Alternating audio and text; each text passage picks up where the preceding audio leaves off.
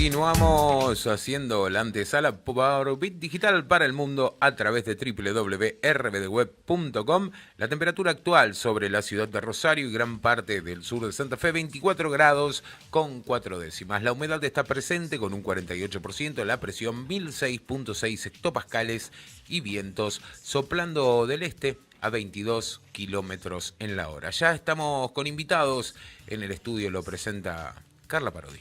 Muy bien, y aquí seguimos entonces. Ya quedan 20 minutos para las 15 y estamos en este momento con Franco Bartolacci, decano de la Facultad de Ciencia Política de la Universidad Nacional de Rosario, que dice que vivir es tomar partido. Así es. Eso dice su biografía en Twitter. Buenas tardes, ¿cómo le va? Bien, muy bien. Bueno, ¿Cómo va? Un placer. Bueno, al fin pudimos lograrlo y lo tenemos acá. Al fin solos. Nosotros al fin solos. Bueno, más o menos solos, no estamos tan solos, pero... Bueno, y vamos a intentarlo.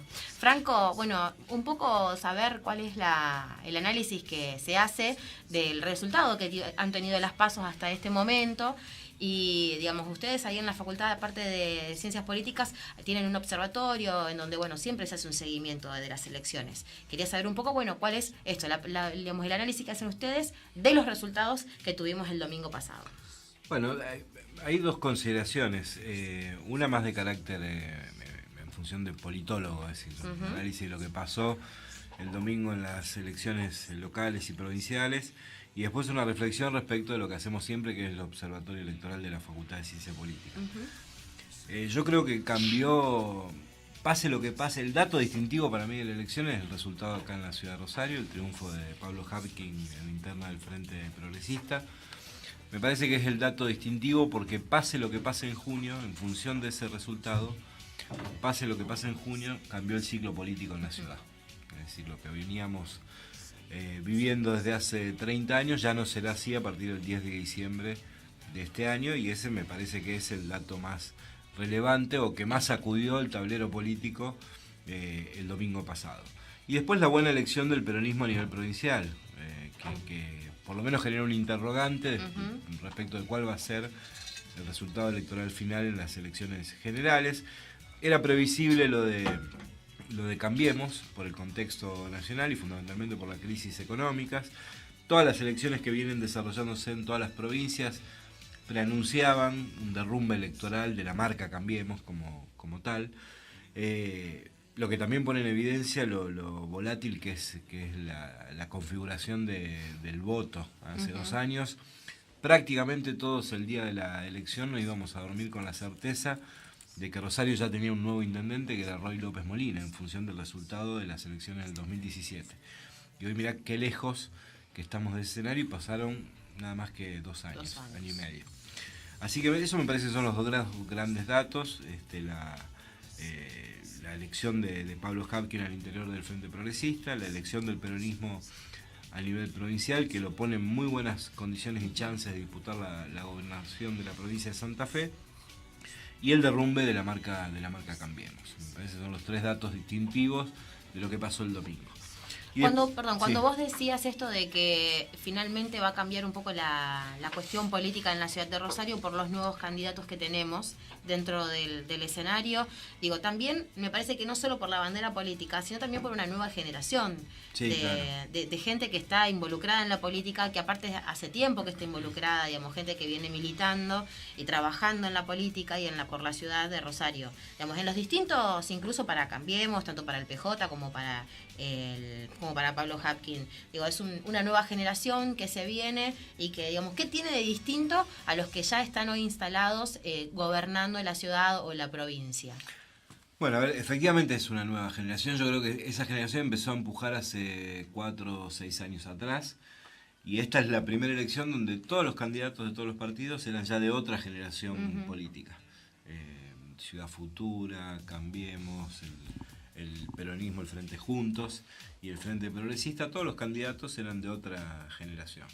Yo creo que eso es sano, siempre la renovación es un fenómeno nuevo, es una generación que ya está en condiciones naturalmente de conducir la ciudad, y yo creo que siempre lo que aporta una nueva generación es una lectura más acorde a los tiempos que corren. Hay una agenda de temas que hoy es agenda de la ciudad y que tiene que ver también con cuestiones generacionales que son preponderantes hoy y que no lo eran en otro momento, y con una mirada, una aproximación que uno puede tener sobre cómo resolver esos temas, que las nuevas generaciones creo que pueden aportar. Además me parece que es una generación, todos los que eran candidatos son o fueron concejales en estos últimos años. Yo creo que es una generación que también ha jerarquizado mucho el Consejo Municipal, aun cuando la sociedad dice muchas cosas y el Consejo termina siendo como la fotografía de lo malo de la política muchas veces.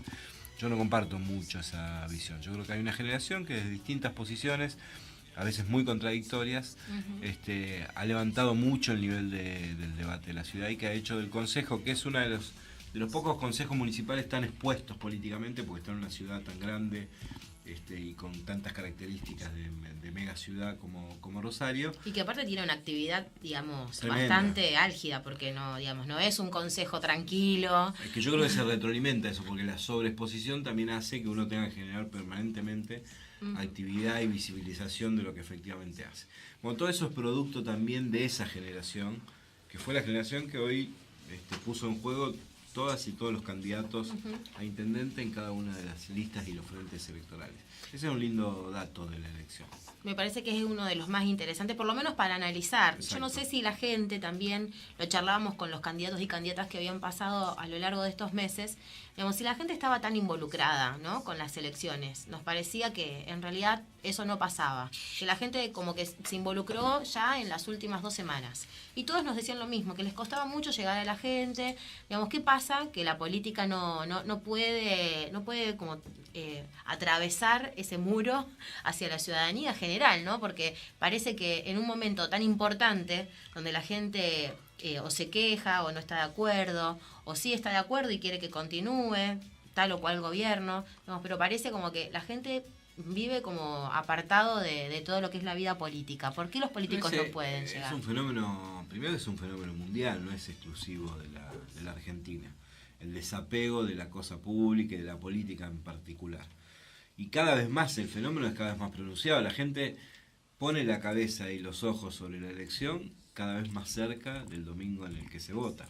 Es más, cada vez es más la gente que toma la definición en las últimas 48, 72 horas, y te diría que muchos casi dentro del cuarto oscuro el mismo día de la elección. Por eso también las encuestas han perdido fuerza, porque les cuesta mucho medir lo que pasa en los procesos electorales y por eso le erran tanto con los pronósticos, porque es mucha la gente que después de que se hacen las mediciones toma una decisión en un sentido o en otro. Yo creo que además de ese fenómeno más de carácter mundial, un contexto de crisis económica como el que está atravesando la Argentina, donde hay además mucha gente que le está pasando muy mal, que la pelea todos los días y que está en una situación muy difícil, eso hace también que la gente, la verdad, que le importe o le genere fastidio, digamos, respecto de la cosa política, porque finalmente identifican eso, aquello que no le resuelve sus problemas cotidianos, o que en todo caso se los agrava, se los profundiza.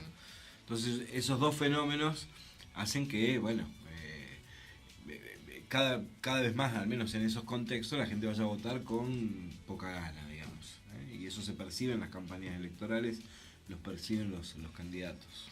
¿Cómo ves ahora digamos, lo que queda de la campaña para el 16 de junio? ¿Te parece que va a ser una campaña mucho más cruda?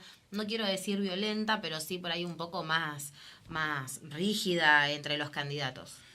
Y va a ser más potente, naturalmente, porque es la final y lo que pasa el 16 de junio sentencia quiénes van a gobernar a partir del 10 de diciembre. En la primaria uno, en general, salvo en aquellos lugares donde había competencias fuertes, como puede ser el Frente Progresista, incluso Cambiemos, el peronismo a nivel provincial, en general se relaja un poco más y hay muchos candidatos que guardan un poco de energía, estrategia, propuestas, líneas de trabajo para la elección general. De todas maneras, yo creo que va a ser en un clima de respeto, porque al menos en la ciudad de Rosario se trata de todos candidatos que comparten el Consejo Municipal, que se conocen mucho, que aún en la diferencia, y son muy profundas en algunos casos, hay un piso de debate, de conocimiento, de respeto. Yo creo que se ha levantado mucho el nivel de discusión y de debate. Que hoy tengamos la posibilidad de asistir a debates públicos, yo creo que lo vamos a tener también. Seguro. De cara a las elecciones generales, es un buen dato de cultura democrática. Hace pocos años atrás costaba mucho convencer a los candidatos que se sienten en una mesa a cruzar ideas. y hoy casi como que no pueden decir que no, y eso está muy bueno que pase. Así como la gente también está enojada, me parece que los políticos entendieron que tienen que estar cerca de la gente también. Absolutamente. Y por lo menos de los últimos 4 o 5 años. Sí, sí. Y creo que eso también les ha beneficiado, sí, digamos. y creo que esa es parte de la lógica del hacer político de esa nueva generación a la que hacíamos referencia. Totalmente. La vieja generación es como que todavía tiene la lógica más vieja de la política, ¿no? Del político que transmitía desde una tribuna, había una cosa más de cierta lejanía, digamos, entre el líder y la masa, para decirlo de alguna manera. Eso como que está más borroso en estas nuevas generaciones y es un buen dato. La política local además permite eso, porque es una escala de proximidad que habilita el contacto más cotidiano, más fluido con la gente. Franco, ¿cuál es el resultado que más te sorprendió en estas elecciones? Local, provincial, diputado, senador, lo que fuese. Mira, yo, la verdad que no, sorpresa no sé si es la palabra. Creo que sí fue, por ejemplo, una muy buena elección del Frente Progresista. No olvidemos que en la primaria de hace 2 años atrás, el Frente Progresista había sacado el 8% de los votos.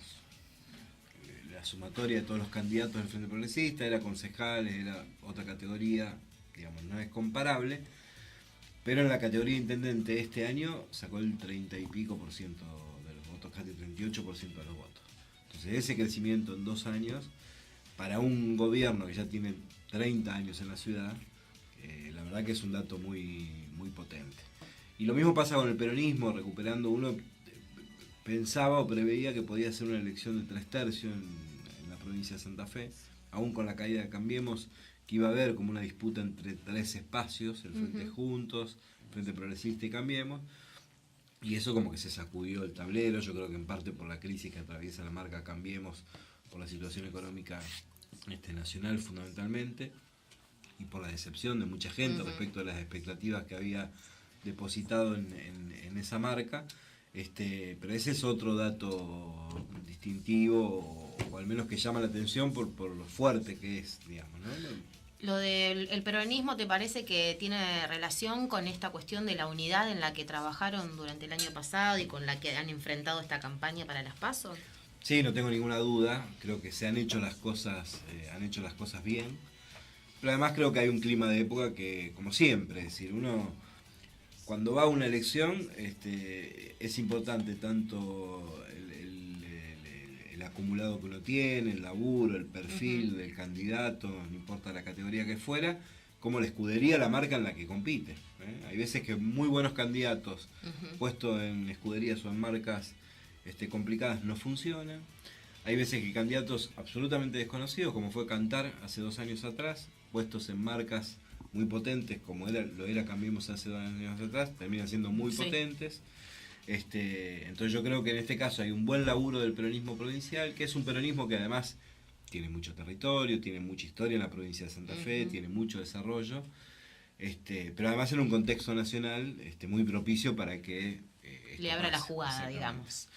¿Y qué te parece que va a pasar si tuviese, no quiero decir futurología porque no lo podríamos hacer, pero de acuerdo a los análisis, ¿cómo te parece que va a quedar el mapa de la provincia de Santa Fe?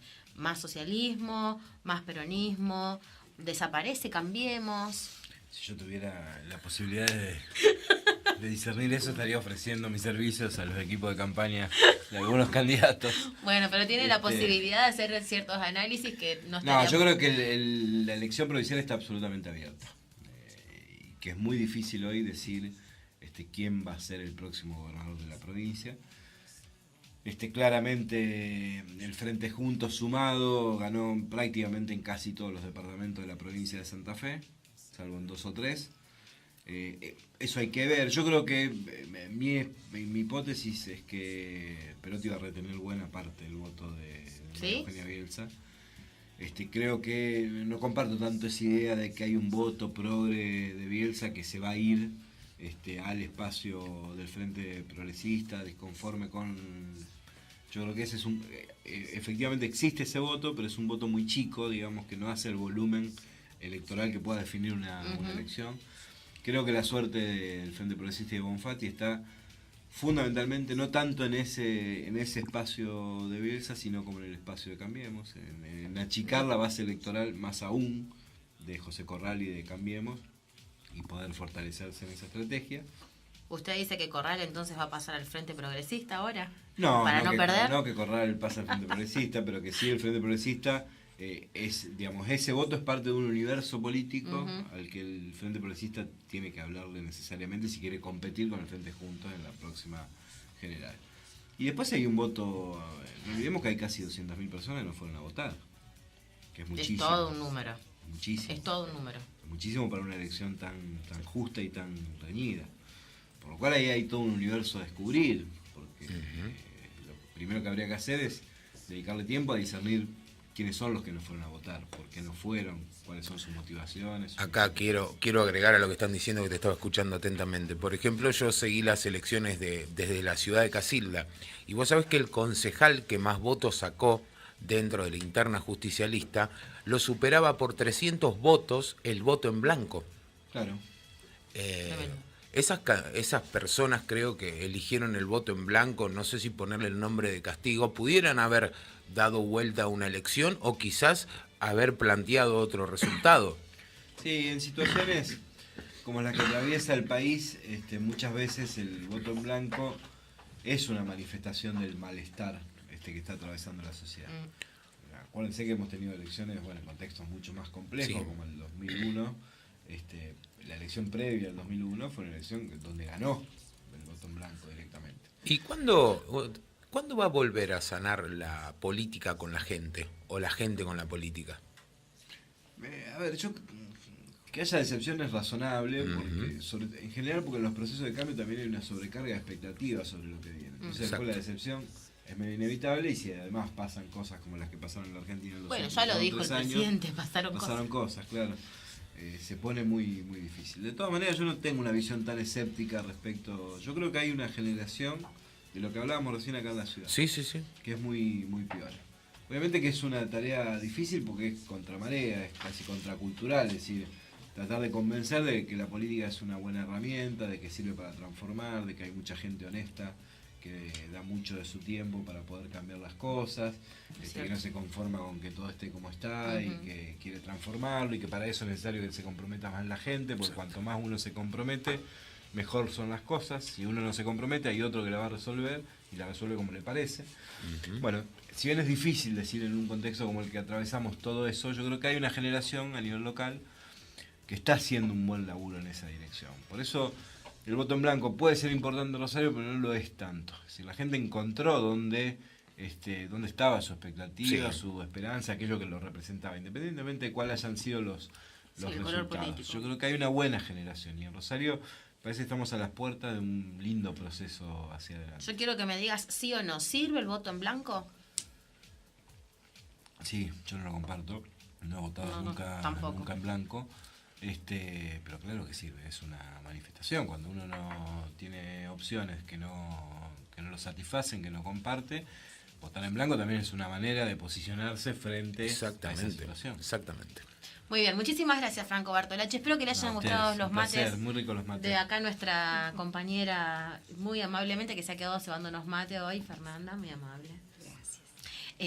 Bueno, así que así lo dejamos. Seguramente después también lo estemos molestando para hacer otro análisis, seguramente cerca de ya del 16 de junio, para ver un poco, bueno, cómo sigue esta campaña electoral.